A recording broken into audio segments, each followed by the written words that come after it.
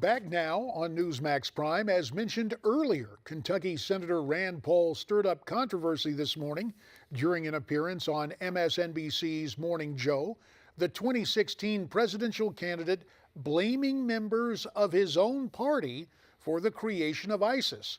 Paul says the hawks in the GOP gave out too many weapons. Weapons, he says, are now mostly in the hands of ISIS. So, what does this mean? Will people stand with Rand in 2016 for more? Let's turn to our panel.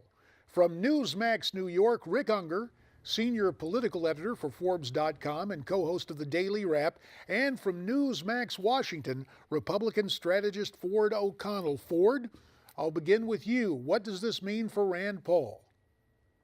Well, it's exactly why Rand Paul's not going to win the Republican presidential nomination. He clearly doesn't seem to understand that a majority of the voters in the Republican presidential nomination are over 50 years old, and they are relatively hawkish. And this comment that he made basically makes no sense given the fact that we don't have a president in the White House who's a Republican, and that's who's giving out the weapons to the Baghdad government, who's in turn having ISIS take them back.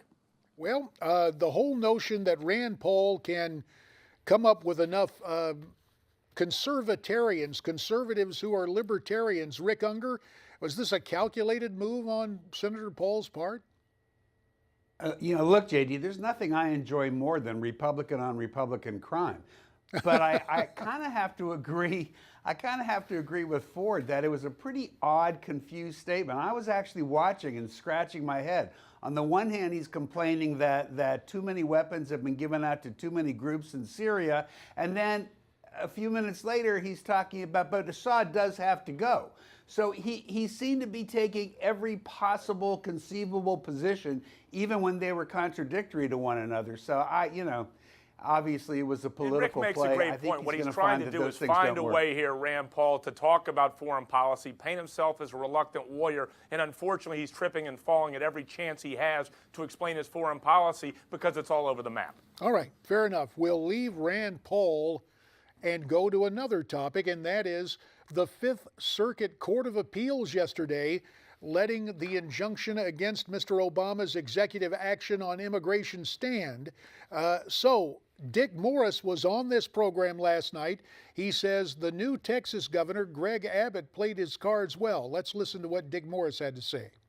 Well, Abbott, the Texas governor, formerly Attorney General, was brilliant in the way he brought this ruling. Because he brought it in probably the only circuit court in the country, circuit is right below the Supreme Court, that would rule against the president because it's filled with conservative Democrats and Republicans. We acknowledge the fact that you both are attorneys. You've been trained in the law. Aside from that, politically, is this good for the new Texas governor? Ford, let's start with you. Absolutely, because this ruling saved the Republicans' keister, because we can sit there on the campaign trail and say, well, the case is in the courts and we're against President Obama and we're not actually forced to come up with an immigration reform plan, which clearly we are in desperate need of. But this is what we're going. Greg Abbott did a great job for the Republican Party, at least on the 2016 campaign trail. What about it, Rick Ungar?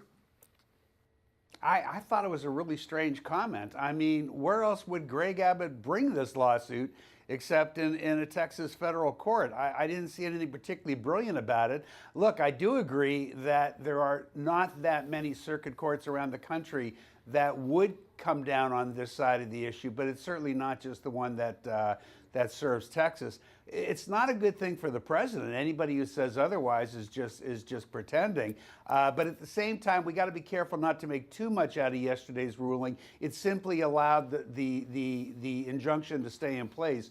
The court hasn't yet ruled on the substantive issues, although it was probably a pretty good sign that they are going to affirm the lower court verdict and take it to the Supreme Court. Well, let me say this, though. It's going to be very hard, Rick, for this to get to the Supreme Court, because it's going to require the federal government to show a sufficiently urgent reason for the Supreme Court to step in. And frankly, the Supreme Court, because I believe it's Justice Antonin Scalia that has purview over the Fifth Circuit, is going to say this may be an urgent crisis, White House, but this is one that you created. 2 minutes remain, gentlemen. Well, actually, it's a fair point. It's a fair point, although I suspect that given the question of executive powers and the parameters of it, that's why I think that the court probably would take it. On the other hand, it probably won't get decided until after President Obama's gone from office. All right, speaking of those who want to take his place in office, Rick Santorum made it official again today. For the second time, he is a candidate for president. Of course, in 2012, Rick had a pretty good run. The question is, in 2016, where does Santorum shake out? Let's go first to Brother Ungar as the Democrat at this garden party. What do you think?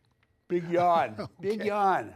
Big yawn. I mean, even the social issues that drove Rick Santorum a couple years ago, most of the Republican candidates are clever enough to realize that that's probably not what you want driving it this year. I think that Santorum won't even place into that top 10 for the debate. What about it, Ford? Minute remains. I absolutely agree. Here's the deal. The field is exponentially stronger, and in 2012, a lot of folks that voted for Santorum were not voting for Santorum. They were voting against Mitt Romney, and right now, we got 31 flavors in that presidential field. It's going to be real hard for Rick Santorum to break through, even though he's touting blue-collar America. Well, we'll see what happens. That's what campaigns are all about. People go out and make the case, and a whole lot of people are going to be out trying to make their case. Rick Ungar, Newsmax New York. Ford O'Connell, Newsmax Washington. Gentlemen, to you both, our thanks for your heartfelt opinions. Well, you heard what Rick and Ford had to say.